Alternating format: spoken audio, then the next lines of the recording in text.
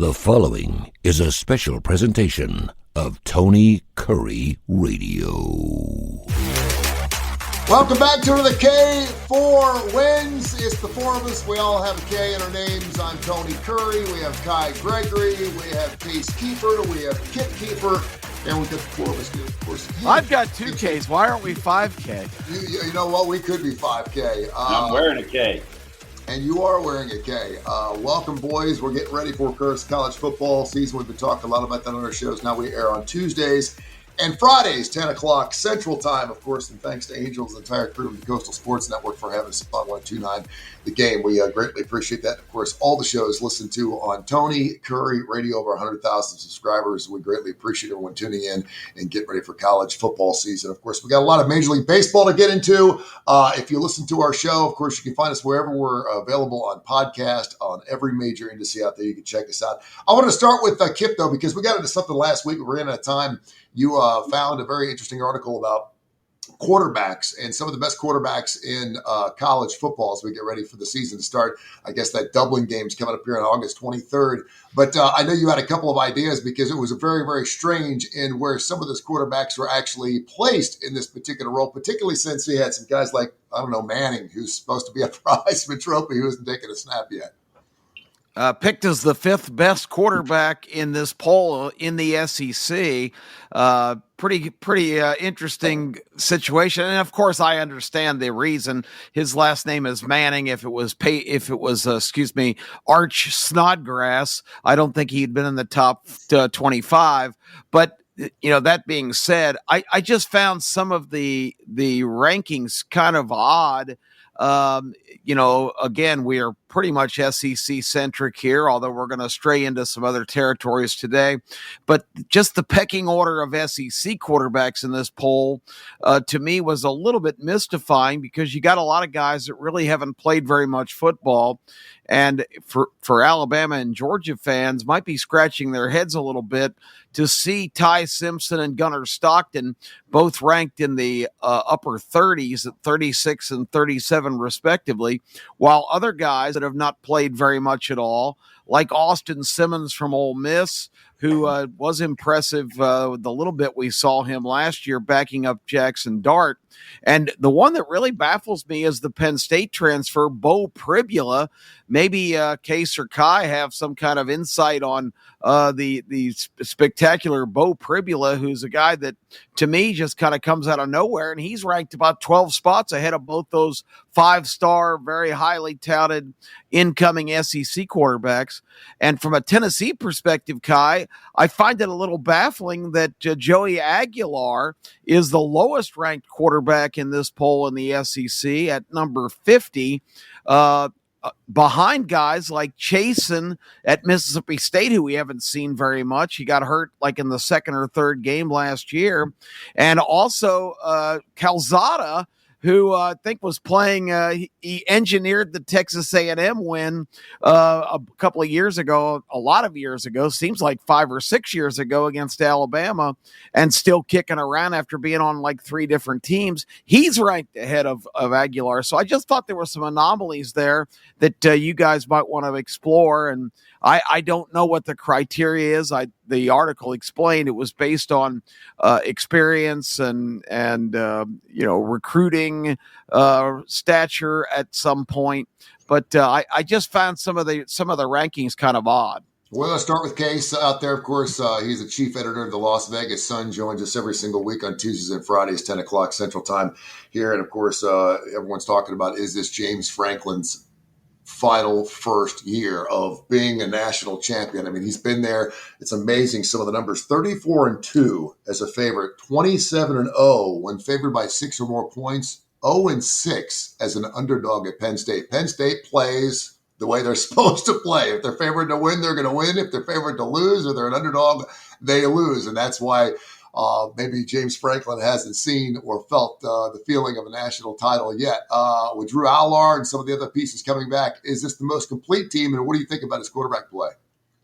On the quarterbacks, I don't know. I'm less mystified by the rankings. I get kind of what Kip is saying, but I think this has taken off Mike Sando's NFL tiers, which has been super popular, where he gets rankings from tons of people, exchanges anonymity for it. So it's probably long overdue that came to college football. I think those four guys Kip mentioned, I admit, are super hard to put in order. My guess is what they did is just go based on what we've seen on the field so far. Now, I know that's very flawed. It's been very, very limited samples, but I think for sure on the field, Simmons and Pribula have shown more than Stockton and Ty Simpson. However, to me, if I was making these rankings, I think it has to be based on recruiting rankings. And I know some people don't like recruiting rankings. Those are people living in the snow. You've probably heard me go on this rant before, but every single person that's betting college football seriously, that's building these models that shape the model, like recruiting rankings are a huge part of them. This is not 20 years ago when some of these sites are just popping up. I mean, these kids that are elite go to camps all around the country. I think probably my favorite person that covers the sport, Bud Elliott, you've probably heard of, has this thing called the blue chip ratio, where he's found like the last 20 years you have to hit certain marks for recruiting to have any chance of winning the national championship. I think like 19 of the last 20s have had I don't remember the exact numbers, but like 75% of their team are like 4 or 5 stars. There's just a talent threshold you have to hit. He also said something that just blew my mind the other day. We're up to 60% of kids that are 5 stars end up making the NFL. And I think it's like 40% 4 stars. That is just absolutely insane. Wow. It shows how far we've come scouting. Wow. These are like 16 and 17-year-old kids. It just shows you how far the industry's come and how good. So I think recruiting has to be part of it. And in recruiting-wise, Simpson was another level than all these guys. I believe he committed to Georgia and then went to Alabama. He was like a 5-star across the board. So I think the right way, if it was me doing the rankings, was if you tell me right now you've got the most basic team, like skill positions, you have these guys, who are you drafting to be your quarterback? Out of those 4, I would go Simpson first. I know Kip's going to hate to see this, but Stockton would definitely be 4 for me. I don't, and this isn't projecting towards the end of the season. Obviously, he has a lot more at his disposal. He's a lot better around him than I think. Certainly Pribula and probably Simmons too. Although the Ole Miss scheme is pretty good to quarterbacks. I think like Stockton was maybe highly ranked some other places, but he was not at the level of a recruit as these other 4 guys. And then maybe if you want to throw in like the money argument, I'm sure that Simpson and Pribula are making the most money of these 4. I mean, Pribula was pretty clearly like the second prize behind Carson Beck of the transfer portal this year.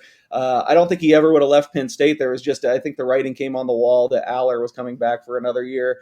So I don't know. It's interesting. I think by the end of the year, we'll definitely be saying Pribula's 4th because he doesn't have the supporting cast of these other 3 guys. But I think right now, if it was me, I would have Simpson first among those guys and Stockton last. Also, just since I have it in front of me, they do have Calzada last. He's at 63.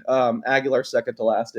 It's 60. Okay, I must have got that wrong. Sorry about that. Shapen is 2 spots ahead of him. I think Shapen, you could kind of make the argument the other way, just because he actually has played a lot of football between Baylor, and he was kind of trending up at Mississippi State in week 4 when he got hurt. So if it kind of disproves my theory that I think they're going all based on what you've seen on the field, because based on what you've seen on the field, I feel like Shapen could be a little higher. So yeah, I know you also asked about Penn State. I'm Mr. Penn State apparently on this show this year. I just really like the team. I think they have strong position group coming back in every place. I hate to always have to be the knight in shining armor to James Franklin and defend him. I don't think he's like the best coach in the nation or anything. But when people cite the 0-6, 0-7, you said the key word there. He was an underdog in all those games. It's not like they have the better team and they lose. I hate the choker argument forever. I mean, almost every it's so hard to win a national championship. You know, Michigan was always a choker. Ryan Day was a choker. Georgia was a choker. Like the last 6 national championships were quote unquote chokers until they got it done. It would mean more to me if he had went into all these games and had the better team and they just didn't perform up to standard. Sure. Really, they're doing exactly what you think they would. We'll see. This year should be a little different. I think they'll only be underdogs at Ohio State. Otherwise, they won't be. If they go 10-2 this regular season, it is a letdown, and I'll listen more to the James Franklin criticisms. But right now, yeah, he hasn't been able to transcend, but in my opinion, he hasn't done anything wrong either. I'm not being critical at all of him. I never used the word choker with him. Obviously, they brought him in to win a national title, and he has not done that yet. He goes out and steals Jim Knowles from Ohio State, which I thought was a huge get. And of course, Ohio State's got to replace both their OC and their DC, which is going to be kind of difficult to do. But yeah, they do what they've got to do. And when you're talking about Allen and Singleton coming back as seniors, this team's ball in. I mean, this team is all in. Everyone's like, no one went to the portal, no one went to the NFL. Everyone's like, we're all in. We're going to win the national title. And if it's going to happen, I would have to think this is probably going to be the year for this to happen. When you talk to quarterback play, Kai, and obviously you study this stuff, you look at this stuff. Anything surprising to you by this list that Kip just brought up? Listen, the Manning thing is interesting because obviously he's got this Ohio State game right off the front. And if the Texas doesn't win that game, his odds are going to go up. Case has even said, listen, if you can go ahead and buy in now, your numbers are going to be a lot better because if he loses that game, his numbers are going to fall off. If he wins that game, they're going to go up. What's your thoughts? Well, I got to jump back into the Penn State thing. I'll go right back to where you led, Tony, just to finish up on what Case is saying, because I agree with him. Nobody likes to run the score up more than Penn State either, except for maybe Oregon. But, we talked about it, I think, a month ago, right when it came out. And I was all over Nevada in that first game. And I actually got it at 49.5. And I think the opening line was 46. It jumped up real quickly. I got it 49.5. It's down to 44 now in that Penn State Nevada game, week 1, which I am thinking all about trying to middle that crap at 45, 46, 47, 48. I'm a big fan of getting an opportunity to 5-point middle a game.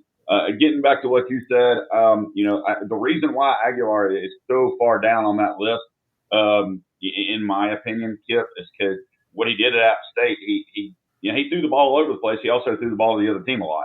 Yeah. And I personally think Tennessee will have a better offense throwing the ball with him more than Nico. Nico did the same thing Joe Milton did, which is throw the ball 100 miles an hour wherever he threw it, whether it was 50 yards downfield or 5 yards downfield. And I think Aguilar will come in. But I also think if you were to, and I've talked to some people, I think if they were to play a game today, Jake Merklinger would be the starter. It would not be Aguilar. Interesting. As well. And so there's that. As far as the whole Arch Manning thing, it's 100% name, but at the same time, every time he came in last year, he did okay.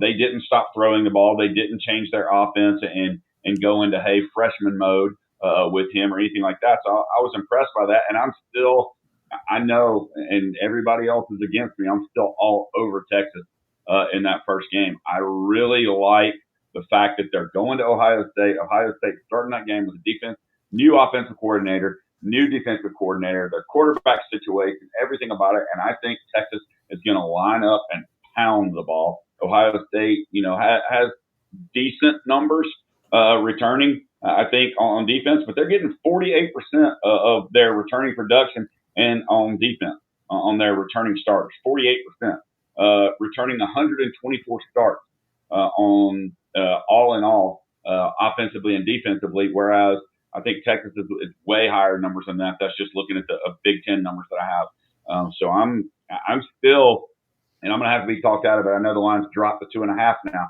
for Ohio State, but when I got Texas at 3 and went up to 3.5 on that, it was not. What was that? It's gone back up. This line's been crazy to watch 2 months. I just looked today. I have the screen in front of me, and I just looked. Last time I looked, which was a week ago, it was 2.5 across the board. Now we got 3s everywhere. So it's been there's warring factions. I would say for sure I wouldn't bet.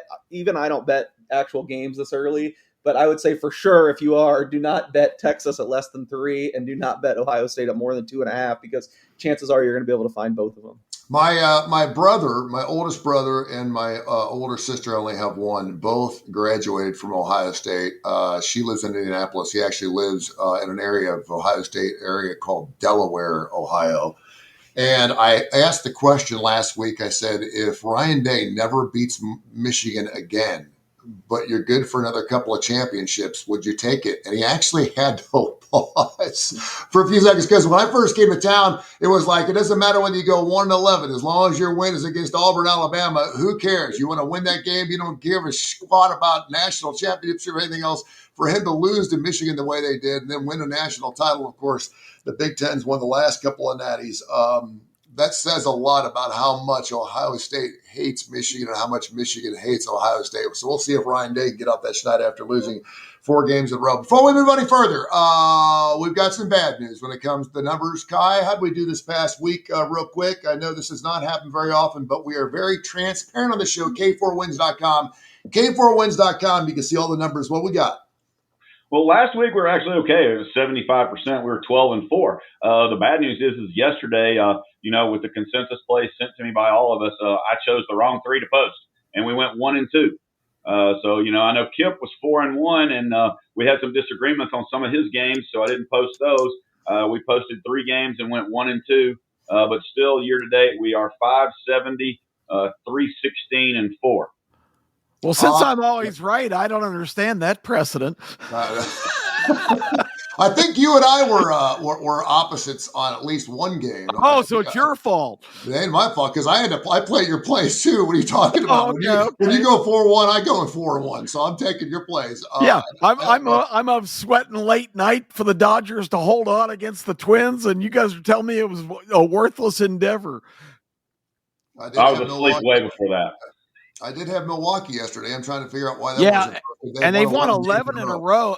And Case, what's your take on this Brewers team? I saw them in a 3-game series against the Braves about a month ago, and I was thinking, boy, this team, it's amazing they're over 500. I wasn't impressed at all. Now they're on fire. What is going on there? I totally agree, and I bet against them like every day, so it's not been a fun run for me. A smart organization that I feel like develops these guys well. I mean, all these guys that weren't hitting at the beginning of the year, these like second and third year guys, all of a sudden are smashing the ball.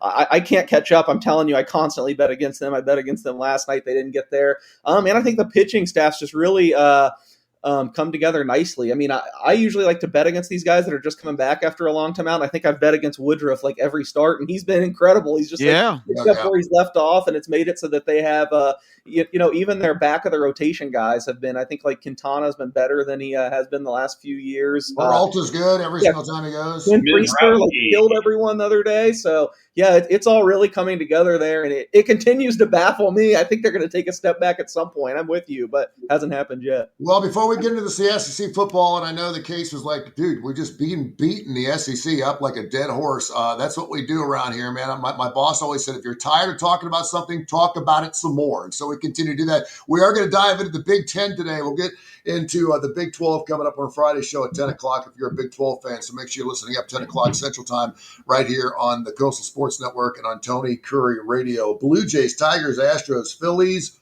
Brewers, Dodgers. The Brewers now lead the Central by a game over the Chicago Cubs, 8.5 over the St. Louis Cardinals, and by 8.5 over my Cincinnati Reds, who every time I look up, my Reds are 3 games over 500. I guess I should be happy with that since I've got the over 78 half, but every time I look up, they're 3 games over. They can win 12 games in a row, and the Reds are 3 games over 500 every time I check the standings out.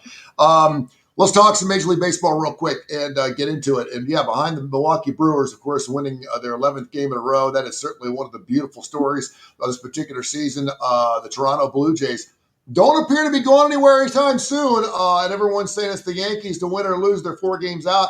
Kip, your ideas on those Canadians actually winning the East in the American League. It appears that the Toronto Blue Jays, they didn't make a lot of changes by the All-Star break, but they didn't have to. Yeah, we'll see what comes up. There's still about a week and a half before the deadline. Every team is going to be trying to tweak. If you've got some teams that are out of it, bullpen pieces, as always, are the prized possessions. I think Toronto's just on a really good run like Milwaukee. I don't really love their team from top to bottom, but after watching the Yankees this week, the Yankees, the pitching is pretty pathetic. Some of those guys they trotted out there in the Braves series, and they managed to win 2 out of 3 because they overcame a 7-2 deficit Saturday night when the Braves pitching totally collapsed. But yeah, this Yankees team, I don't know. I know they've got the big bashers and they can score runs in bunches, but they have a lot of games where they don't score at all. So I like the Red Sox and the Blue Jays better than them at this point of the season. Maybe they'll make some deals. No telling who they'll acquire. When you have an unlimited budget and exceed it every year, I guess you can pull off miraculous acquisitions. But yeah, this is becoming a really intriguing baseball season. And I've got to say too, another hot team you didn't mention, Case Keefer's Chicago White Sox closing in on the gigantic over-under of 52.5 for the season. They're going to get there. Oh, definitely. They're going to get there. They're 16 games short. They won 4 in a row. They'll get there. Considering what they started the season with, absolutely, they've got a shot. It should be really interesting to see where they're going to go. When you get back to the Yankees too, and of course, if you're not a Yankees fan, you're a Yankees hater. You hate that. How many times have I seen? I've been following baseball since I was born, 1966. How many times do I have to see a team that's got a 35, 36, 37, 40-yard or 40 home run guy? And they just, I don't care if he's hitting solos. I don't care what it is. Judge is having just an absolute monster year, and everyone around him can't hit crap. Giancarlo seems like he's always banged up. Everyone on either side of him. Now he strikes out a lot, but just because you got a Trout or just because you got a Judge doesn't mean you're going to win a pennant. Case. Yeah, I mean it's interesting. Kai I think hates or maybe Kip. Kai and Kip, I guess, both hate the Yankees more than me. Not that I'm a fan, but I have found it hilarious to just watch the fans squirm. I mean, they still have a pretty good roster and stuff, but I mean they just can't get out of that they're not in the George Steinbrenner anymore. And I've heard just so many complaints that they're not going to be super aggressive at the trade deadline, that they let Juan Soto get away this offseason. They're really not just throwing around money like they have for so long. And I've heard the Yankees fans are so upset about that, which makes me chuckle because I think they've still had it pretty good. But it is a concern going into the trade deadline because I'm sure they'll be active. I'm sure they'll make some moves. But, if it comes down to who's going to outbid, I mean, everything we've seen the last 2 or 3 years, the Blue Jays are more willing to throw around money and do whatever it takes to win. So, as of right now, 4 games, I think that's enough to make me flip where I got to say, if I had to pick a division winner right now, it would be the Blue Jays. I still think the Yankees are the better team, although, I mean, there is concern, like Kip said, with the pitching, with all the injuries they have. I just think if you rewind this back even 10 or 15 years ago, I would still think, the Yankees will do what they need to do at the trade deadline and make this a race. But I don't know. I have more faith that the Blue Jays are going to attack more here in the next 10 days or whatever it is. We'll have to see about that. But yeah, should be a fun race. I was surprised to see, just looking at the standings right now, I thought the Red Sox would still be a couple games out of the wild card, but they are in the playoffs right now. So yeah, I wouldn't totally lose sight of them yet. It hasn't been great coming back from the All-Star break. Had a tough schedule. But I still think that division is going to be fun to watch. And the Red Sox, if they got into the playoffs, could be intriguing. I mean, the MLB playoffs are such a crapshoot with so few games compared to the regular season. I feel like anyone could probably make a run, especially in the American League. I feel like it's wide open for any of these teams. Yeah, Kyle, your Bo Sox have just cooled off just a little bit, but still 7-3 their last 10. Well, I think Boston's kind of like a little bit to me Milwaukee also, because you can argue Milwaukee may have the best pitching staff and rotation in Major League Baseball. Everybody was up in arms last week at this time when the Miz got assigned to the All-Star game. And he wasn't incredible in the All-Star game, but he didn't suck, and he's come out and done, very well. Like you were saying, Woodruff coming back has looked really good. They just got they just got another pitcher back. Can't remember his name. In the last month they've gotten back, and their pitching has done very well. And defense travels. Why are the Yankees sliding? Because they either hit a home run or they strike out. Yeah, that's what Judge does. I mean, sure, he gets walked. He doesn't get walked like Barry Bonds got walked. That's totally different. Imagine what the Yankees could be had they signed Soto, because he's had an extremely good year. And then you look at something, I don't remember what it was. I saw somewhere, I'm sure it was ESPN, that Scooble for Detroit is in line to make $400 million, when he re-signs this contract. But where's he going to be? It's not Detroit. It's going to be with the Yankees, the Dodgers, the Cubs, something like that, depending on who will spend the money. Really loving it. But, what's funny is, so for the first time this year, the Yankees do not have the largest run differential in Major League Baseball. So the question is, who does? Can you guess? Cubs. You got it. First guess. Cubs. Wow, there you go. At plus 115, the Yankees are plus 109. Wow. Biggest run differential, we don't even have to guess. I mean, it's Colorado. They're minus 257. That's Good amazing. grief. Yeah. All right, so for the first time this year, Detroit no longer has the best home record in Major League Baseball. Who does? Philly? No. Houston. Nope. Somebody just won 20-4 their last 24 games. Who was it? Toronto at 36-16 has the best record. Yeah, they worst home record. How about this? Worst home record and worst road record. same team, same exact record. Colorado at 12-38 at home, Wow. 12-38 on the road. Best road record is still Detroit, but it's 28-23. So you look at that, and then one that I know that I have to always bring up, just to break Kip's heart. You have the run differential of teams with a losing record plus and winning record minus. No one has a winning record minus anymore. Arizona is 50-51. They're plus 17 runs. Atlanta, even though they're 44-55, 11 games under 500, still have a plus 5 run differential. That's amazing. And you look at the Toronto squad too. They're 28 games or they're 18 games over 500, but they've only got a plus 29 differential. Well, I know you're into these differentials, and it's just so skewed because to look at those, I guess at the end of the year it ends up averaging out and it ends up playing out the way it's supposed to. By the way, don't forget about my Cincinnati Reds too. You're talking about some of the best pitching in Major League Baseball. Man, they cannot get the run support when they need it. But Green's going to be coming back next week with Lodolo and Abbott, and they got a couple of kids on that squad that got 2.07 ERAs, and they're fantastic too. So that's the one thing the Reds have always missed out on, starting pitching and bullpen. And, of course, that's the two things you have to win a World Series. If the Reds could just score some runs, maybe they'll be in the mix too. But, again, 3 games over 500, and every time we do the show, they're 3 games over 500. I'm just sick and tired of it. All right, let's talk some SEC. Friday. Yeah, let's finish up on the SEC football. Obviously, we're going to talk a lot of SEC football, a lot of ACC stuff. We're going to get into that. Big 12 coming up on Friday. We can kind of put a bow on this in case. I'll start with you. Alabama, Florida, a lot of people talking about Billy Napier's this one of his best years. The Georgia Bulldogs, they're going to bounce back. LSU with Brian Kelly. So many different storylines. Oklahoma looked horrible. They got better towards the end of the season last year. Ole Miss, Tennessee, 11-3. Texas, 13-3 last year. This obviously is the league of leagues, but they haven't won a national title in 3 years. What's your overall view?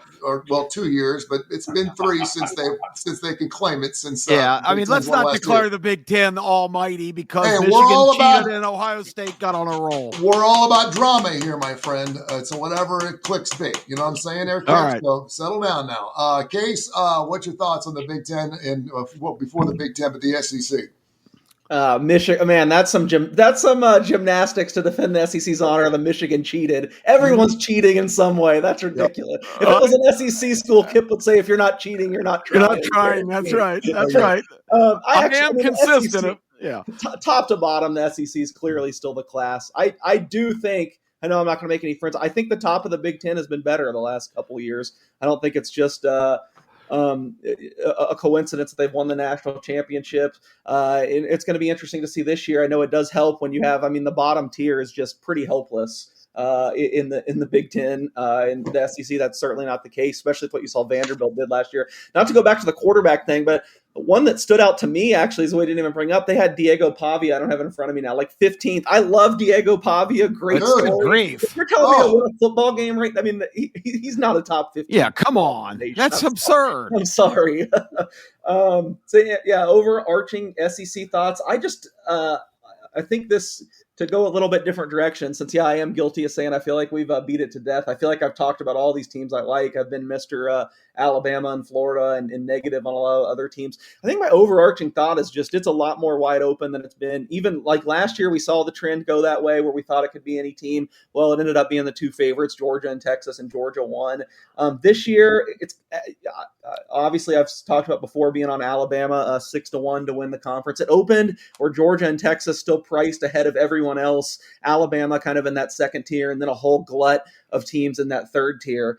To me, I just don't have a whole lot of separation between like the top 6 or 7 teams. I would not be shocked if a bunch of different teams made a run and won it. I think this is the most wide open it's been coming into a year in a long time, in my opinion. I still prefer Alabama. I think a lot of that for me, though, goes to I just feel like compared to the betting market, I'm a little lower on both Texas and Georgia. I know Texas has all the talent in the world. I was the one that talked about how much these rankings matter and the blue chip and stuff. They check every box for that. But I still go back to like last year, except for against Georgia where they just wilted.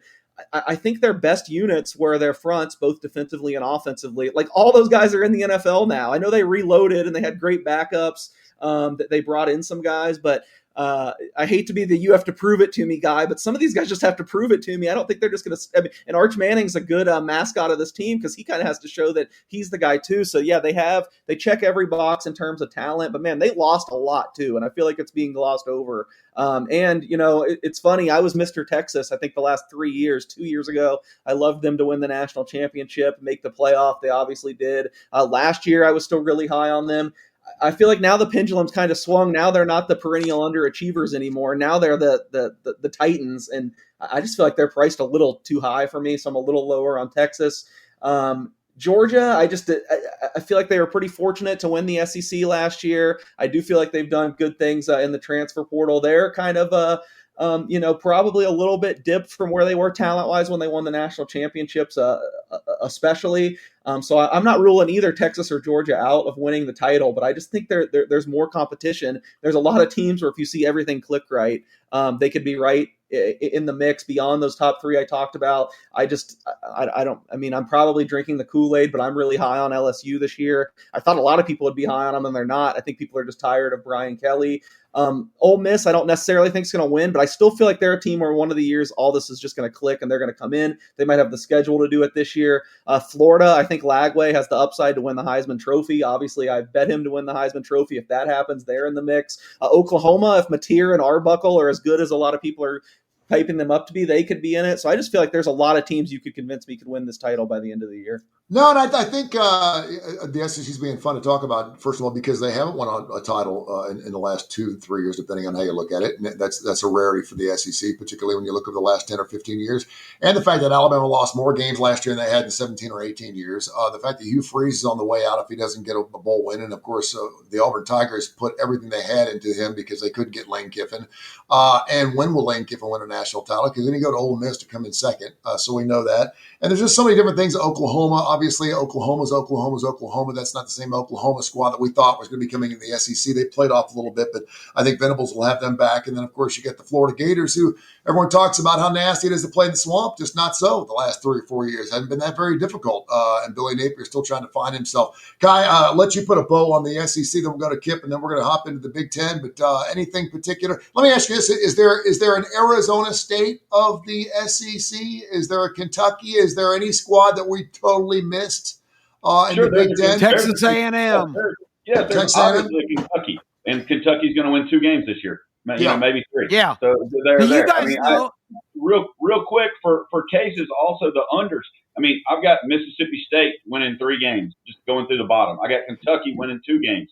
I've got Missouri only winning 6 games. I have South Carolina starting out 3-0 and only winning 6 games. And I have Vandy winning 4 games. So, I like a whole bunch of unders there. Talking about, where you were going with that. I mean, just going in and looking at the Texas schedule. We didn't talk about them, last week we went through there. I mean, again, they started Ohio State. So I know everybody here has Ohio State except for me. So I'm going to give you that and go with a loss. And so if you do that, then in all reality, you only have Texas with 10 wins. And is their total 9.5 or 10.5 right now? Because, they have the next week after Ohio State, they play San Jose State, easy win. UTEP, easy win. Sam Houston, easy win. Then they go to Florida. After a week off, they go to Florida. Now, Case is high on Florida and on Lagway. And playing in the swamp, all that, we'll look at the times. But I still think Texas wins that game because they're bigger up front on both sides of the ball. And I think they just have more talent. And I know they've got a better coach. But the next week after that, they host Oklahoma in the Red River rivalry, which is not really hosting, but technically speaking. So that is going to be a difficult game coming back after playing at Florida, in my opinion. But then the next week they go to Kentucky, then they go to Mississippi State, then they get Vandy at home, and then they have a bye and they go to Georgia. If Georgia wins that game, then Texas can only win 10 games. So looking at that, then they host Arkansas and host Texas A&M. And Texas A&M is not going to be the easiest pushover. I think they're going to be good. Here. Yeah. So, we can look at these things, and I'll go through one more schedule just because, it's my team.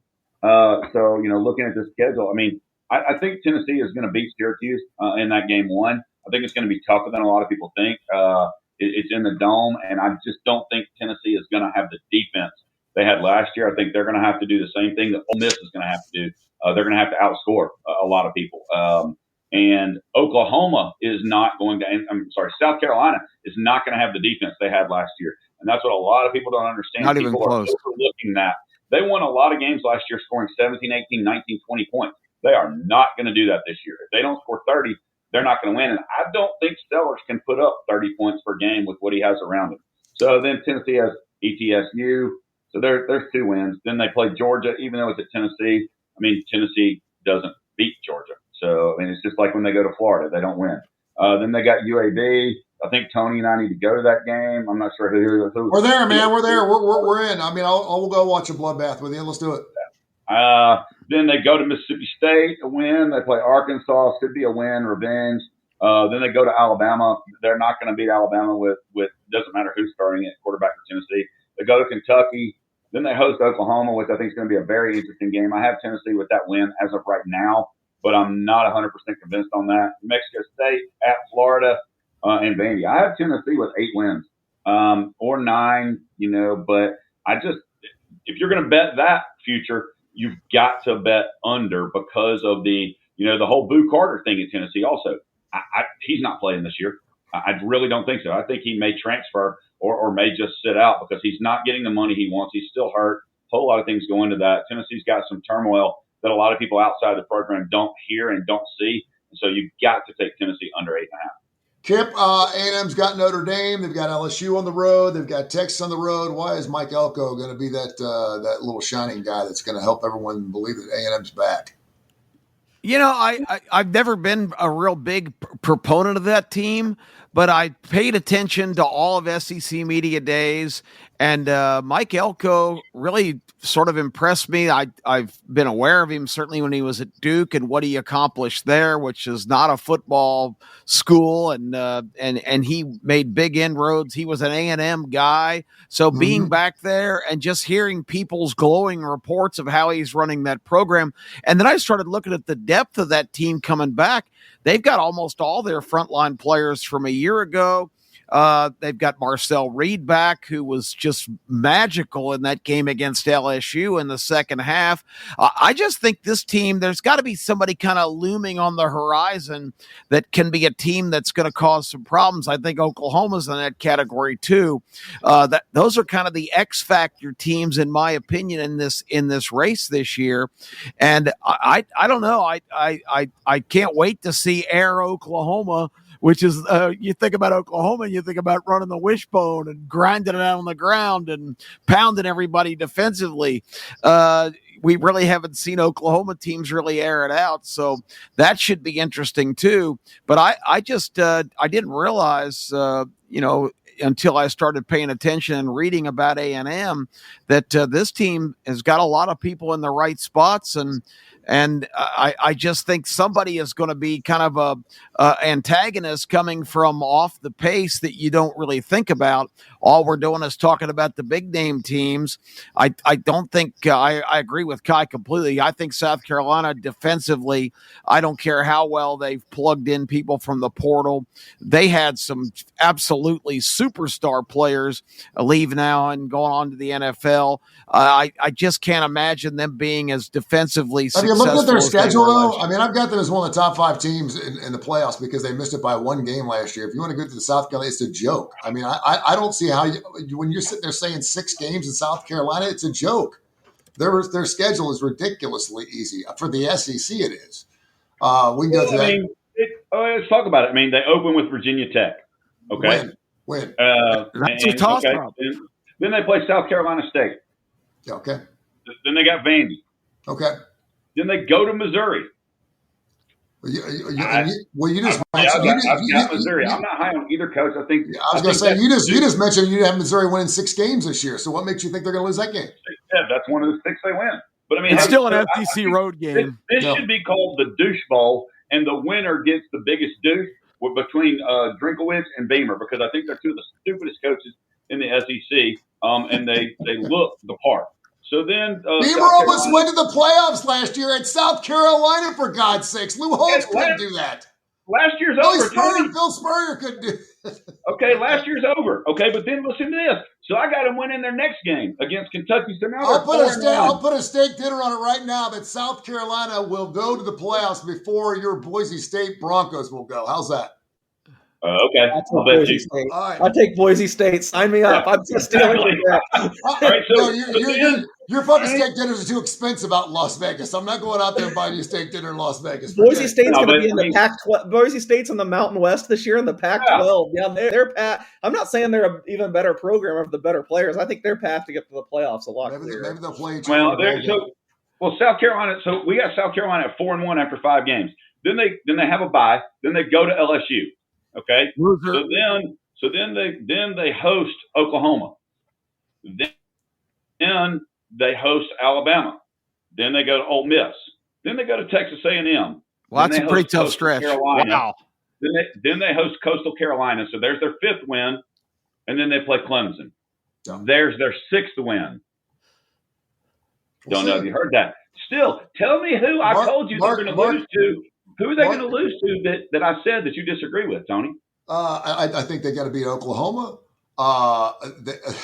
Obviously, if you want to look at the Alabama game from last year, I don't know what Alabama's going to look like this year. I think Case drilled it. This is the widest open I've ever seen anything. It wouldn't surprise me to see South Carolina beat Alabama. It would not surprise me at all. I can see Legend shooting himself in the head week 5 this year because Kalen DeBoer's already lost 2 games. At least he'll be on the top of the ESPN headlines again. There's no doubt. Get off the meth, Tony. We'll see. Mark it 41 minutes and 19 seconds on this particular show here. I guess South Carolina going right there. Even the blind squirrel will find his nut every once in a while. All right, so we've gone through NAM. Let's go to the Big Ten and talk about what we expect here. Of course, the Big Ten has won the national title the last couple of seasons.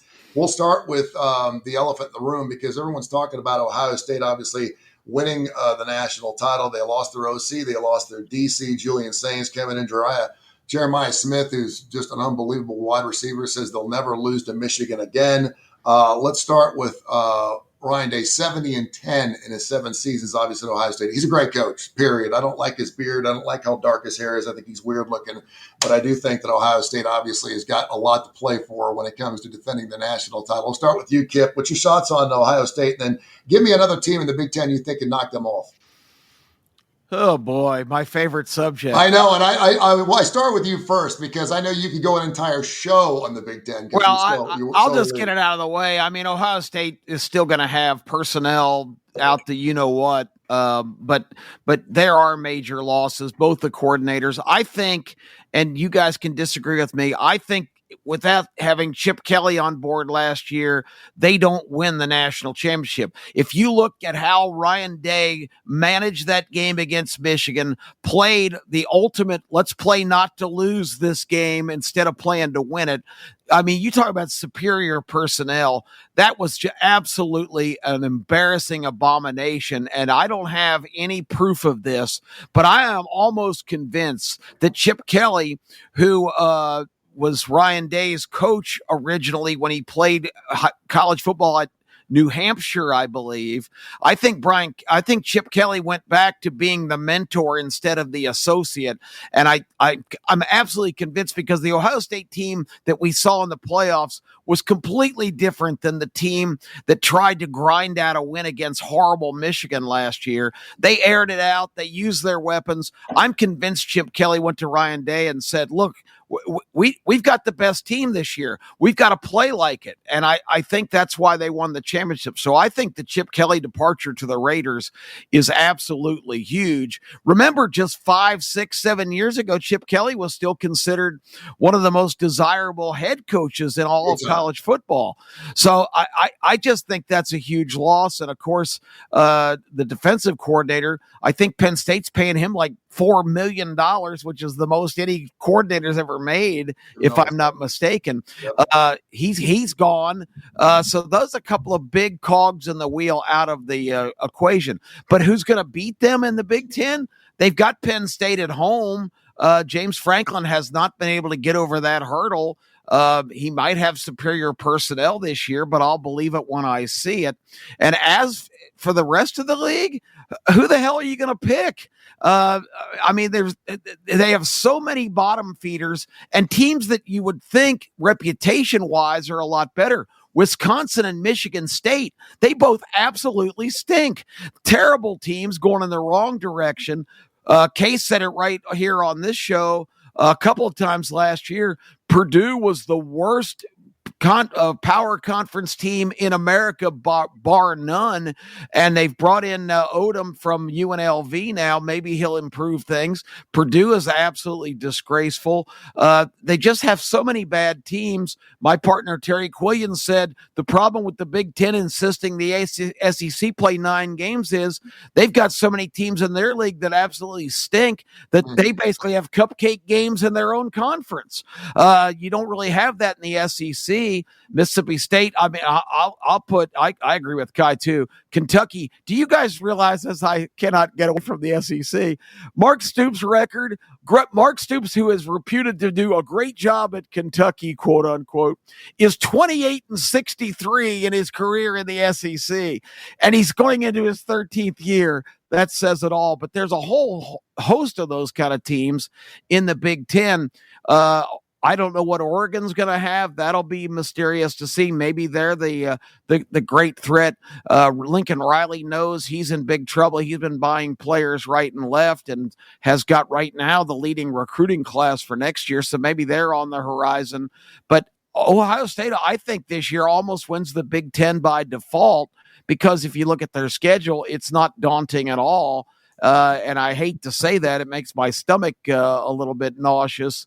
But I think the Buckeyes come out of there because I don't think there's anybody else. And they got Penn State at home, which is the difference maker. Case has got a big smile on his face. I'm gonna because I know you're gonna go off on this. I will agree with you that I think it's Ohio State and everyone else besides Penn State. I think Penn State certainly got a shot at knocking off Ohio State. All they got to do is look at some Michigan film. Michigan 12-7, 17-17, 15-13 against Ohio State, 19 against Bama. Those were their points they scored. They ranked 129th in total offense last year. I don't think Michigan, Illinois is that dark horse. A lot of people talking about maybe Bielema can pull them out. Oregon's lost so many people. They only got 5 guys coming back on defense. Sophomore Dante Moore, the quarterback. I haven't seen enough of him to tell you that he's going to be able to sling the ball over the place. And then again, you're just talking about Penn State. I do think that they're just going to run the hell out of the ball. I was looking at Katron Allen and Nick Singleton's. Yeah, their backs are awesome. Yeah, 68 touchdowns and 7,000 yards these 2 running backs have gotten in their 3 years, and they're both coming back for their senior year. So they're all in. So, I mean, if this is Penn State's year, all they got to – I don't know if Penn State's going to be an underdog. They will be against Ohio State, but I don't know if they're going to be an underdog 6 times, certainly not this year. So maybe if they win those games as a favorite, maybe this is Penn State's year. They'll certainly make the Final 12. Your thoughts, Case? I know you had a little bit of a smirk over there in the Big Ten. No, I agree with a lot of what Kip said. I would say, and yeah, they're going to be a dog at Ohio State, and maybe I'm just crazy. And this is why I think it's the ultimatum year for Franklin. I'll take Penn State's personnel over Ohio State's right now. With a lot of these teams, I think there's a scenario where Penn State can lose that game and still win the rest and get to the Big Ten championship. So, yeah, Ohio State's still a pretty big favorite in the betting market. I can't remember now, 4-1 on Penn State to win the Big Ten. It was one of the first bets I made this year. I think they're down to +2. They've come pretty close to Ohio State now. I think they're +250.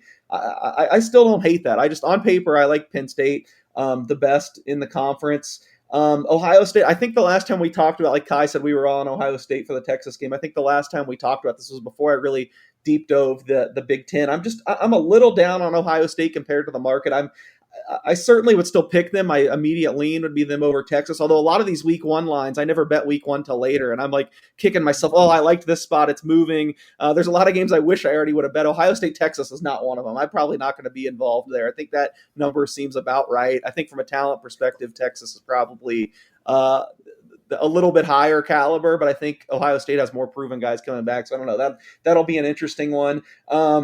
Yeah, so I'm all in on Penn State. I got Penn State to win the league. I got Penn State over 10.5 wins. I think at +150. I think the interesting thing is going to be who's going to be the team that can come and break that up. Oregon also at over under 10.5. I'm just not as high on Oregon this year, although I'm like Mr. Dan Lanning. I think I said it last year. I'll say it again. If I was starting a program and I could pick one coach, obviously you got to take in the future and everything. I might be Lanning over everyone. I just think so highly of him. So maybe they can overachieve, but they just have like no one back. And then they were going to build their offense around Evan Stewart, who's like their electrifying playmaker. And he tore up his knee, I think, in June. He's going to be out for the year.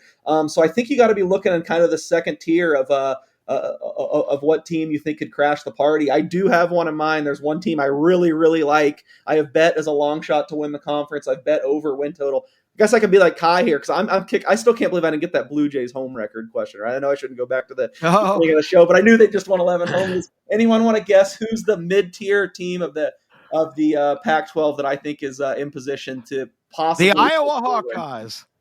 I like them. I'm on over 6.5, but not the one I had in mind for that high upside. I do like Indiana. Iowa, though. Illinois? Indiana. No, Illinois and Indiana, I'm both under. I thought Kip might get it because he kind of hinted at it.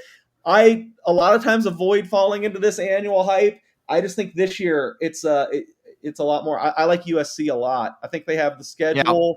Yeah. No one talks about them too. Yeah, I mean, no, they've forgotten completely. I mean, totally forgotten. The one thing that concerns me is Jaden Maeva likes to throw a lot of interceptions, but I mean, he's still a very high level, highly talented quarterback. I mean, Georgia was giving the guy $1 million and USC came in and gave him more. So it tells you what he's thought of. And I could trust Lincoln Riley with quarterbacks. And to me, quarterback's the only question on this team. I think it was kind of quiet because I think they went 1-6 in games decided by less than a touchdown last year. If you remember, they were blowing all these games at the end of the year. I think because of that, it really got shielded over how big of a step their defense took last year. They were actually good defensively for the first time under Riley last year with DeAnton Lynn, their new defensive coordinator. A lot of what Riley's saying at Big Ten Media Days, which starts today, I'm sure he's going to say it at Big Ten Media Days. He's already been saying it, but it starts today at Mandalay Bay, is that this is the best defense he's ever had. He feels really confident on that side of the ball. So if the only question to me is if your quarterback cannot turn the ball over a little bit more, I'm going to trust in Lincoln Riley's system. I think USC over 7.5 is a great bet, and I sprinkled 25-1 to win the Big Ten. There are a lot of coaches out there saying they got the best defense they've ever had this year. You realize that? I've just like 4 or 5 different guys have said we got the best defense. Sarkisian said it. I mean, it's just amazing how many great college football coaches, or at least we think are great college football coaches, say they've got it. Brian Kelly said it. Yeah, I know. It's like, shh, just be quiet. Just let your play take care of it. Yeah, and I know we like to compare it again. You look at the Big Ten, man, the fact that Indiana made the playoffs last year, which was absolutely amazing. Obviously, Oregon was in the mix. It was a good year for the Big Ten. But for some reason, I have a feeling that it does fall apart this year. Kai, I'm going to give you another shot at the Big Ten. And when you get into this, is there an Arizona State in the Big Ten? And again, Oregon is one of those squads that, it's really difficult to ever go against them just because they're so successful for such a long period of time, but they just got no one coming back and they are banged up. I was looking at Indiana's schedule. I was looking at Illinois' schedule. Indiana, I think, has the easier schedule. ODU, Kennesaw State, Indiana State, Illinois. At Iowa, which could be iffy. Then they have a bye before they go to Oregon, Michigan State, UCLA, at Maryland, at Penn State, with the bye for Purdue. I mean, I don't know. So I was looking, just comparing the Ohio State and Penn State schedules, especially after Kip talked about how weak Ohio State's schedule was. And I do believe, looking at it again, I thought Penn State had a weaker schedule. They do not. Oh, the first 3 games are an absolute joke. But I think that Ohio State, I think the best chance Ohio State has to lose is week 1. I really do. I don't think Penn State's going to win at Ohio State. I'm not going to disagree that they may be as talented just at Ohio State. I mean, Ohio State has Texas, Grambling, Ohio, bye, at Washington, Minnesota, at Illinois, at Wisconsin, bye, and that's huge, bye, and then Penn State at home. At Purdue, UCLA, Rutgers, at Michigan. Penn State also has a bye before they play Ohio State, but they go Nevada, FIU, Villanova, and a bye. Because after that rough 3-game schedule, they need a bye, before they play Oregon, without a doubt. Then UCLA, Northwestern, Iowa, bye, Ohio State, Indiana, Michigan State, Nebraska, Rutgers. And, so those are I just don't see there being a team, maybe USC, okay, I wasn't going that low down it. But, I mean, if you're talking about Ohio State and production that's coming back, I mean, Ohio State has, less than 50% of their returning production. And on both sides of the ball, They have 48% on defense. Oregon only has 45% on defense and 43% overall returning production from last year, which those are supposed to be two of the top teams. Then you go and look at what they've done in the transfer portal and how much money they've spent. And you go, oh, that's how they're going to do it. Yeah, you're right. They got nothing coming back on offense. And I haven't seen enough about it. Dante Moore, the quarterback there at Oregon, to make a call on it. You were talking about some of the early games. We always talk about Texas, Ohio State. That one game, Michigan, Oklahoma, that may be, since we've talked about the SEC and the Big Ten today, that may be one of those games that's going to be a tipping point for one of those two teams to kind of set the table for the rest of the season. What do you think, Kip? I'm not high on Michigan. I can't help but think they're going to be back, right? I'm not a Sharon Moore guy. I'm just not. I think the story was, I think the way the tears and the way Harbaugh left, it just was a weird thing, and I think it was a love fest. I think everyone loved Sharon because he was always on the staff. I don't think he should be a coach. I think he'll be gone after this season. But go ahead. They closed the year beating Ohio State and Alabama. There's got to be. I know, but they scored 32 points doing it too. That's the amazing thing. And those by far two of the worst two games for both Ohio State and for Alabama. And Jalen Milroe was most valuable player for Michigan in that game. Let's not hold back punches and Ohio, here. And let's face it, Alabama doesn't care unless they're playing for a playoff, right? Why would Michigan care? They're the defending national champions. If this was flipped and the SEC did this to the Big Ten, you guys would be saying, "Well, that's how we play football down here in Alabama. You got to have the better defense." It's just the double standards. Alabama embarrassed themselves. They didn't show up. They were pathetic. That was a ridiculous. Lost to Vanderbilt, for God's sakes. What's Michigan? I mean, who cares? Michigan's schedule is not. They open with New Mexico, but then they go to Oklahoma, and I've got Oklahoma winning that game. I do too. I don't care. I know Michigan's Michigan. Are they? Then they play Central Michigan. They go to Nebraska. They have a bye. They play Wisconsin. Then they go to Case's sleeper, USC. So what's going to happen there? Then they play Washington. Then they go to horrible Michigan State, Purdue, a bye, at Northwestern, at Maryland, and then Ohio State. That Big Ten, no. There's just too many bad teams in the Big Ten. I'm sorry. There's 18 teams, and there should be 18 teams. It's just bad. But every difficult game Michigan has is on the road this year. So I think Michigan loses 5 games. I'm sure they'll be okay against the tomato cans they play. But, this is a 7-5 team. I'm sorry. Sure. Great. I haven't heard that. Tomato cans. I like that. Despite how it sounded, I'm not high on Michigan. I'm actually kind of neutral. I don't have over or under. I will say, I think Kai just read the schedule. I think that schedule is pretty forgiving. They play all the worst teams in the conference. So if there's a team you could say makes a leap, I would be them. I feel like we're better last year than you guys were giving them credit. They were terrible offensively. They still produced a bunch of NFL defensive guys. I don't know. I just feel like picking and choosing when bowl games matters isn't really fair. They ran for like 150 yards on Alabama. You're not supposed to be able to run for 150 Only yards. Alabama fans pick and choose that. You have to understand that. I know you're not down here all the time, Case. Alabama fans pick and choose when it's important to win a game. After they lose to Auburn for 3 weeks, they cuss the coach. Then they win a national championship. Oh, well, national championships are more important. If they lose the SEC championship game and then win the national, the SEC championship game, well, that's important. That's not important, depending on what happens the rest of the year.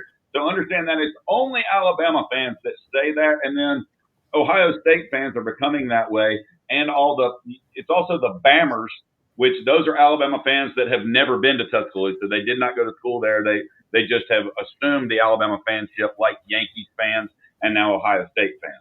But they buy their clothes, so that counts. They're putting money in the coffers. I will say one last thing on Michigan. Supposedly, the rumblings is that Underwood is ahead of Mikey Keene right now to be the quarterback. I don't know if that helps the under or the over, because I feel like the tails are just way wider. This kid's going to be 18-year-old playing against all these guys that are, for all intents and purposes, professional athletes now in the Big Ten and the SEC. Obviously, LSU gave Underwood $3 million, and he left to go to Michigan. So clearly they think highly of him. I think Keene is you're probably the safer bet, but if Underwood starts, they have a higher upside. I'm not saying I like them in the Oklahoma game either. That's another coin flip to me. I think that's such a huge, especially for Oklahoma. I feel like that game's going to determine what direction they go, and maybe Michigan too. I feel like a lot of your thoughts on these two teams come down to those two teams. And just before I sign off, one other sleeper in the Big Ten. They're on both Michigan and Ohio State's schedule. Ohio State has to go there. The other team I really like, probably not to win the conference, but probably my second favorite over. I really like Washington over 7.5. I think Jed Fish is one of the more underrated coaches in the nation. You look at what he did at Arizona in year 3. They won, I think, 10 or 11 games. He has way more to work with Washington. Damon Williams, I think, is a sleeping giant, a quarterback, dual threat guy. I really like the Huskies too. Don't sleep on that. Don't just be marking wins so easy on Ohio State at Washington or even Washington at Michigan. I think they knock off someone really good this year. K4Wins.com, K4Wins.com, K4Wins.com on X at K4Winners. Till Friday morning, 10 o'clock Central. We'll get into the Big 12. This is K4Wins. Thank you, guys. This has been a special presentation of Tony Curry Radio.